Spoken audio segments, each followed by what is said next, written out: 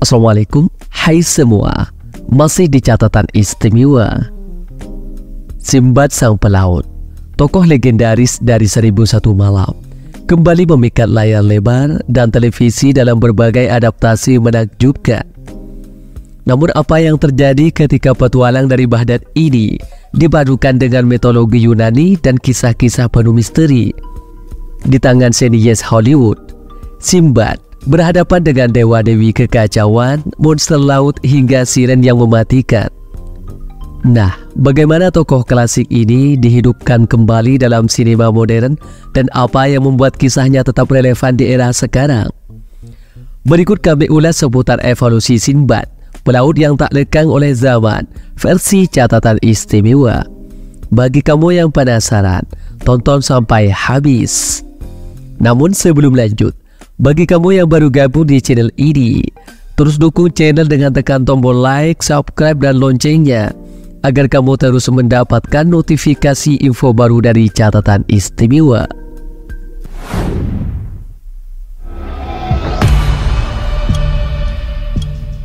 Sinbad sang pelaut adalah salah satu tokoh terkenal dari cerita legendaris 1001 Malam yang sudah banyak diadaptasi ke dalam berbagai media, termasuk film layar lebar dan serial televisi. Karakter ini seringkali diolah oleh para seniors Hollywood dengan menambahkan elemen-elemen mitologi lain, walaupun tetap mengikuti garis besar cerita aslinya. Salah satu contoh adaptasi Sinbad yang populer adalah Sinbad Legend of the Seven Seas tahun 2003 yang diproduksi oleh DreamWorks Animation. Film animasi ini memasukkan unsur-unsur mitologi Yunani sekaligus mempertahankan esensi kisah Sinbad yang berasal dari kisah 1001 Malam. Film ini mengisahkan petualangan Sinbad yang awalnya berniat membajak kapal dari kerajaan Sirakusa untuk mendapatkan buku perdamaian. Namun ia berubah pikiran setelah mengetahui bahwa buku itu dilindungi oleh Proteus, teman masa kecilnya.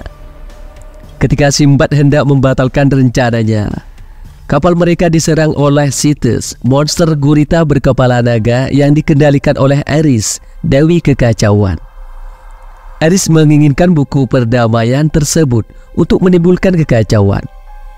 Meskipun demikian, Sinbad berhasil mengalahkan Cetus dan kembali membawa buku itu ke Sirakusa, di mana ia diterima sebagai tamu kerajaan. Di kerajaan, Sinbad bertemu Marina, tunangan Proteus. Namun keadaan semakin rumit ketika Eris menyamar sebagai Sinbad dan mencuri buku perdamaian.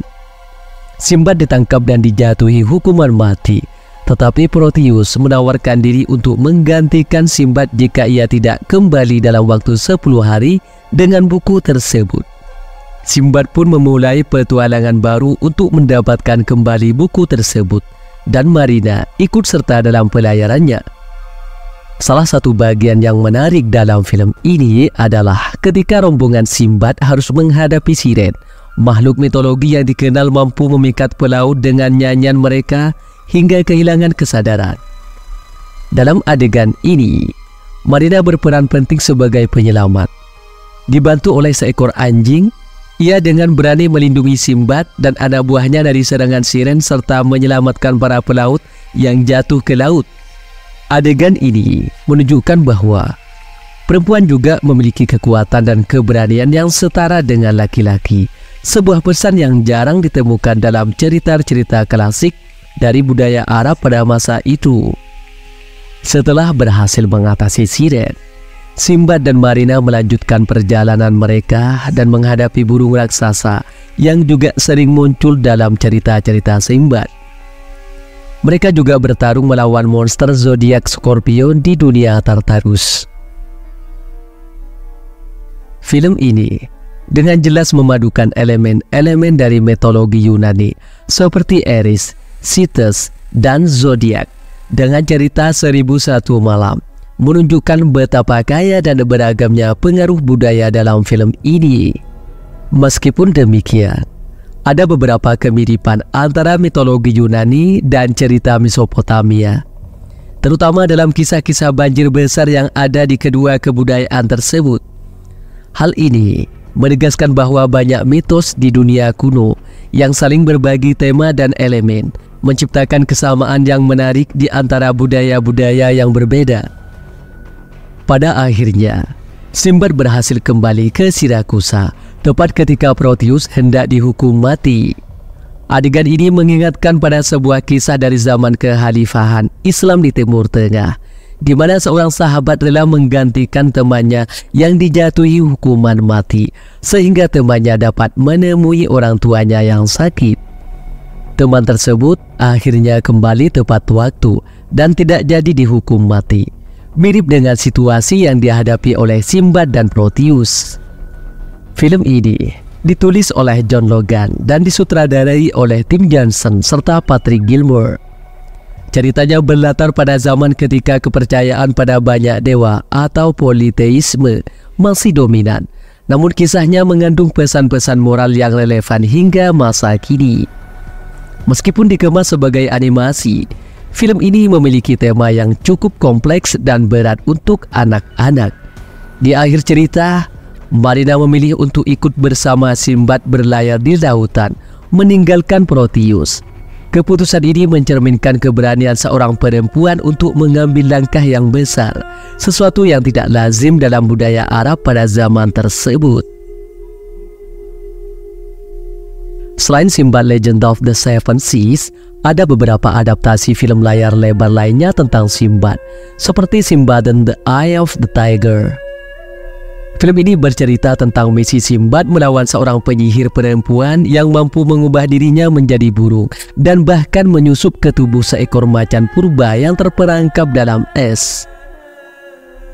Dalam film klasik lainnya, The Golden Voyage of Sinbad menampilkan petualangan Sinbad dalam melawan tantangan-tantangan magis, termasuk berhadapan dengan seorang penyihir yang menghidupkan patung Dewa Kali untuk menyerang Sinbad dan para krunya. Sinbad juga diadaptasi ke dalam serial televisi, seperti dalam produksi Peter Sussman yang ditayangkan antara September 1996 hingga Mei 1998 di Amerika Serikat. Serial ini lebih mendekati cerita asli 1001 Malam dengan latar pada zaman kekhalifahan. Dalam salah satu episode, Sinbad juga menghadapi siren dengan nyanyian mautnya dan bertarung melawan penyihir yang dapat mengubah manusia menjadi batu. Bahkan terdapat tokoh samurai yang turut muncul dalam serial ini, menambah keberagaman budaya yang dihadirkan. Dalam Ensiklopedia Amerika tahun 1983 disebutkan bahwa Sinbad adalah seorang pelaut dari Baghdad yang hidup antara abad 8 hingga 10, menjelajahi 7 samudra dan menemukan berbagai keajaiban, seperti telur burung raksasa dan lembah yang dipenuhi intan. Menurut sejarawan Philip, cerita Sinbad terinspirasi dari kisah nyata pelaut Muslim yang berlayar dari Baghdad hingga India dan Timur Jauh. Husain Hadawi dalam bukunya Kisah 1001 Malam, buku ketiga petualangan Sinbad dan Aladdin tahun 2000, menceritakan petualangan Sinbad di masa Khalifah Harun al-Rashid. Salah satu pelayaran pertamanya adalah ketika Sinbad dan krunya mendarat di sebuah pulau yang ternyata adalah punggung ikan raksasa yang tertidur. Dan ketika mereka menyalakan api unggun, ikan tersebut terbangun dan Sinbad hanyut ke pulau lain. Cerita Sinbad penuh dengan petualangan yang menegangkan dan menghadapi berbagai makhluk mistis, mulai dari raja-raja eksotis hingga monster seperti burung raksasa dan setan bersayap. Menariknya, beberapa cerita mengindikasikan bahwa Sinbad mungkin pernah berlayar ke Nusantara, seperti saat bertemu dengan raja di India dan para penyelam mutiara, yang bisa jadi merujuk pada wilayah Maluku. Petualangan Sinbad mengingatkan akan semangat eksplorasi bangsa Arab pada masa itu yang gemar menjelajahi lautan. Mirip dengan semangat bangsa Spanyol yang kemudian menjelajahi dunia setelah runtuhnya kekhalifahan di Andalusia. Sinbad adalah simbol pelaut pemberani yang menghadapi berbagai tantangan dan bahaya di lautan, namun tetap kembali ke negerinya membawa kekayaan dan kejayaan.